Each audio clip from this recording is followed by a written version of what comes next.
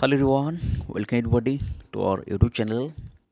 In this video, I shall tell you another requirement update regarding on RCFL यानी राष्ट्रीय chemical fertiliser limited जो के नवरत्न company है और सेंट्रल गवर्नमेंट ऑफ इंडिया का अंडरटेकिंग है जिसका हेडक्वार्टर मुंबई चेंबूर में उनसे जुड़ी कुछ अच्छा खासा वैकेंसी आउट हुआ है। तो आप एलिजिबल हो तो ज़रूर अप्लाई कर लीजिए क्योंकि नवरत्न कंपनी है और फर्टिलाइज़र तो एक पीएसयू कह सकते हो अच्छा खासा फैसिलिटीज अवेलेबल वगैरह रहता है। तो ज़रूर अप्लाई कर लीजिए। चलिए डायरेक्टली वैकेंसी तरफ बढ़ता हूँ। सीधे आपको वैकेंसी टेबल की तरफ ले जाता हूँ। पहला जो कैटेगरी है वो है ऑपरेटर। ऑपरेटर पोस्ट कोड देख सकते हो, ऑपरेटर केमिकल कह सकते हो। कुल वैकेंसी 54 जिसमें ओबीसी में 30, एससी में 11 और एसटी में 13। शायद ऑनरिजर्व पूरा इसमें वैकेंसी नहीं, आप सारे रिजर्वेशन कह सकते हो। ओबीसी, एसटी और एससी के लिए अच्छा मौका है। जो भी रिजर्वेशन कैंडिडेट है तो वो ज़रूर अप्लाई कर लीजिए। अनरिजर्व का वैकेंसी यहाँ पे नहीं है। क्वालिफिकेशन क्या होना चाहिए आपके पास? Full time regular BSc in chemistry, क्योंकि पैकेट केमिस्ट लगा है, केमिस्ट्री में होना चाहिए फ्रॉम यूजीसी।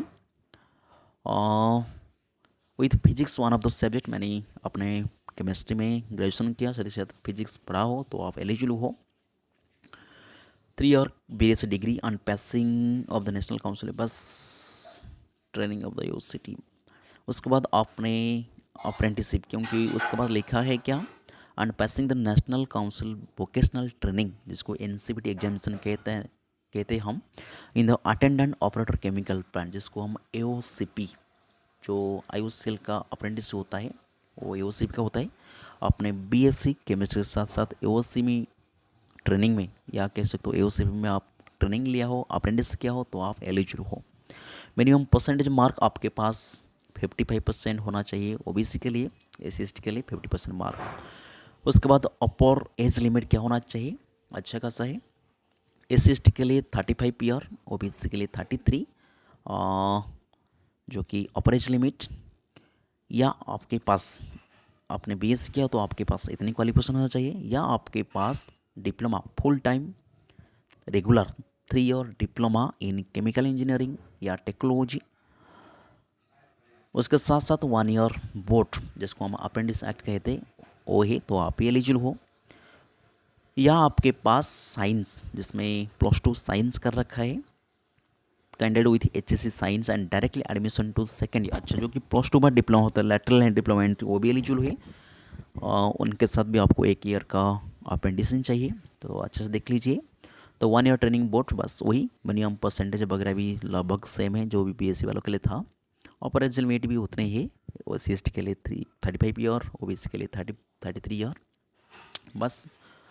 या फिर अपने 4 ईयर जिसके 8 सेमेस्टर होता है, full time degree in diploma in chemical engineering technology under the such act, बस उतने ही लिखा है। अलग अलग ओवरऑल कह सकते हो बीएससी केमिस्ट्री कर रखो, फिजिक्स पढ़ा है विथ 1 ईयर अप्रेंटिसशिप, या 3 year diploma with 1 year apprenticeship कर रखो तो आपने एलिजिबल हो। उसके बाद बॉयलर ऑपरेटर जो कि दूसरा कटर वैकेंसी है, इसमें वैकेंसी 3 ही वैकेंसी है, सॉरी कुल वैकेंसी बहुत कम है, 3 वैकेंसी, वो भी एसटी के लिए ही, उनके लिए देख सकते हो। उनके लिए भी आपका जो एक्सपीरियंस मिनिमम 2 साल का एक्सपीरियंस आप बॉयलर अटेंडेंट या बॉयलर ऑपरेटर में किया हो तो आप एलिजिबल हो। जिसके लिए आपको एसएससी यानी +2 के बाद आपने बॉयलर अटेंडेंट में अप्रेंटिस किया हो या बॉयलर अटेंडेंट सर्टिफिकेट हो तो आप एलिजिबल हो। ओके। अपर एज लिमिट 35 ईयर होना चाहिए क्योंकि 3 ही पोस्ट रिजर्वेशन पोस्ट है एसटी के लिए। और देख सकते हो डिप्लोमा भी अपने +2 के बाद डिप्लोमा इन बॉयलर अटेंड कर रखा हो और ट्रेड अप्रेंटिस 2 साल का एक्सपीरियंस है तो भी आप एलिजिबल हो अप्लाई करने के लिए। ठीक है। उसके बाद जूनियर फायरमैन ग्रेड 2 जिसमें भी 2 वैकेंसी एसटी के लिए ही, जिसमें आप एसएससी दैट मीन्स 10th के बाद 6 साल का फुल टाइम फायरमैन ट्रेनिंग कर रखे हो, फायरमैन ट्रेनिंग लिया हो, आपके पास डिस्टेंस पार्ट टाइम अलाउ नहीं है, आपके पास मिनिमम 1 ईयर का एक्सपीरियंस फायर फाइटिंग में हो तो आप जूनियर फायर ग्रेड में अप्लाई कर सकते हो। और इसमें भी आप सैलरी वगैरह देख सकते हो, ग्रेड 3 ग्रेड 2 में लगभग सेम सैलरी। हाँ, इसमें सैलरी थोड़ा वेरिएशन हो रहा है, जिसमें इसके लिए कितना था, प्लांट ऑपरेटर के लिए सैलरी 22,000 से लेकर 60,000, मतलब आपका बेसिक पे 22,000 रहेगा। मान के चलिए 40,000 के आसपास आपका सैलरी बनेगा, क्योंकि बहुत सारा अलाउंस होता है। मैं आपको आगे आपको दिखाऊंगा। इस तरह का फायरमैन का 18,000 से लेकर 42,000 आपका ग्रेड पे बस सैलरी स्ट्रक्चर रहने वाली है। ठीक है, उसके बाद नर्स ग्रेड 1, जिसमें एक वैकेंसी एसी का, जिसमें आपको 3 ईयर, 10th के बाद 3 ईयर आपने नर्सिंग किया है या आपने बीएससी नर्सिंग किया है तो भी आप एलिजिबल है। और इसमें भी 2 ईयर का एक्सपीरियंस मांगे, सारे के सारे एक्सपीरियंस पोस्ट निकला है, कोई प्रेशर नहीं है। या आपने अप्रेंटिस किया हो तो भी काउंट किया जाएगा। ठीक है, इसमें शायद नर्स में period of training including not to consider. अच्छा, नर्स में आपका अप्रेंटिस काउंट नहीं हुआ, लेकिन जो भी प्लांट ऑपरेटर एओसी भी था वो उसके लिए अप्रेंटिस जरूर काउंट किया जाएगा।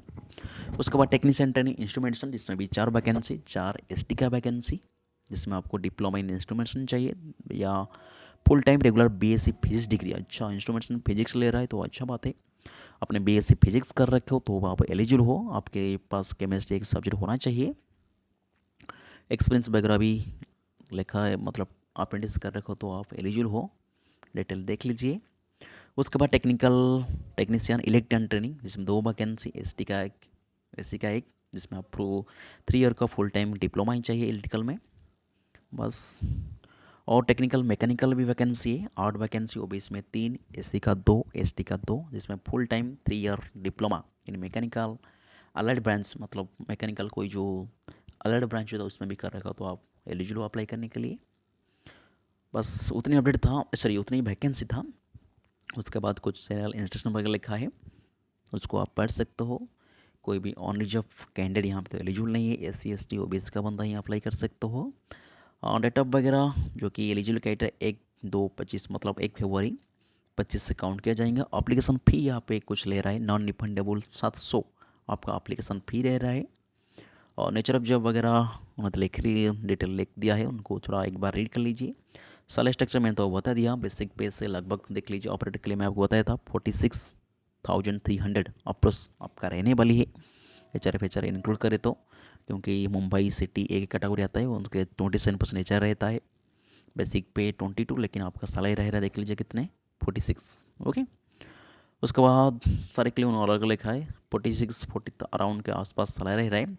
Selection procedure above mention the online test and skill test होगा। ऑनलाइन टेस्ट के बारे में डिटेल लिखा रखा है।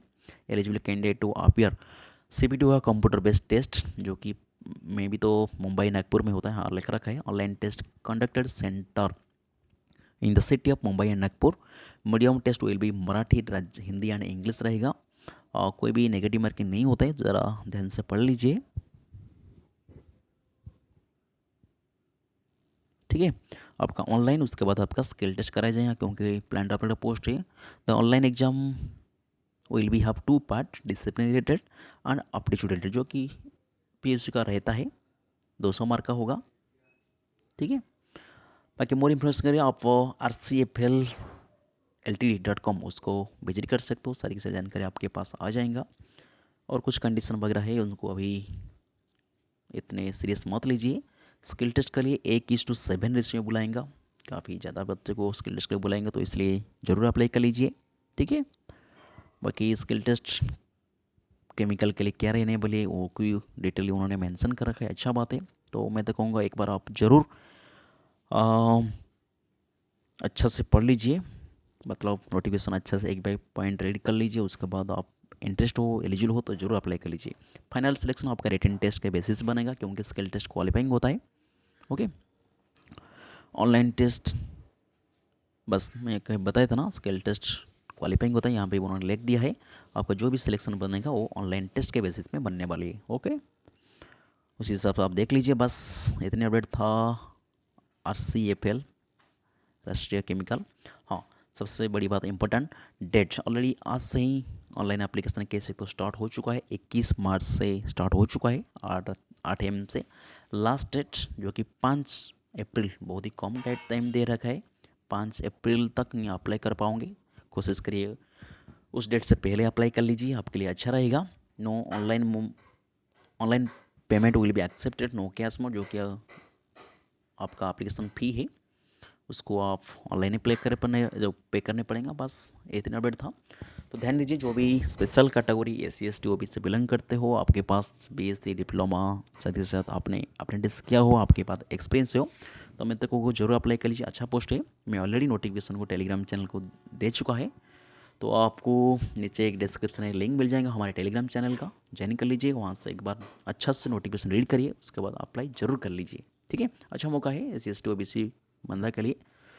सो ठीक है, मिलते हैं फिर अगली वीडियो में, तब तक रहता हूँ। जय हिंद, जय Bharat. Thank you for watching.